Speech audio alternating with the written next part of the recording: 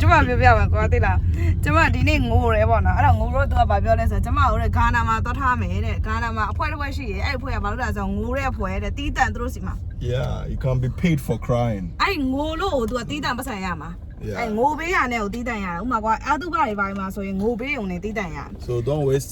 your tears. အဲ့တော့ဒီမှာမြန်မာပြည်မှာကျမတို့အငိုကြိုက်တဲ့ပုံကိုများရှိရဆိုရင်ဂါနာကိုသွားပါပတ်စံလည်းရတယ်ငိုလည်းငိုရတယ်ပေါ့နော် Yeah, just cry and make money. That's all. ဆိုတော့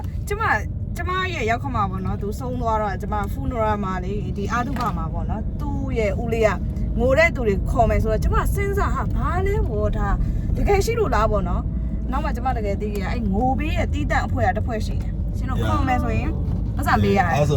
ngwe chitu mea. အငိုချက်သူများ Ghana no yare no. ကာနာမှာငိုလို့ရတယ်နော် Cry and make money. Ngo pia pasa pelo yare. Lana ngo. ဘယ်လောက်ပေးရတယ်ဆရာမဘယ်လောက်ရလဲမသိဘူးနော်โอเคအဲ့ဘယ်လောက်လဲရောမသိဘူးကျမတို့အငိုချစ်သူများဆိုရင်တော့ဂါနာမှာသွားပြီးတော့ပတ်စံလည်းရတယ်ငိုလို့လည်းရတယ်တော့ငိုလို့ရပါတယ်ကျေးဇူးတင်ပါတယ်ရှင်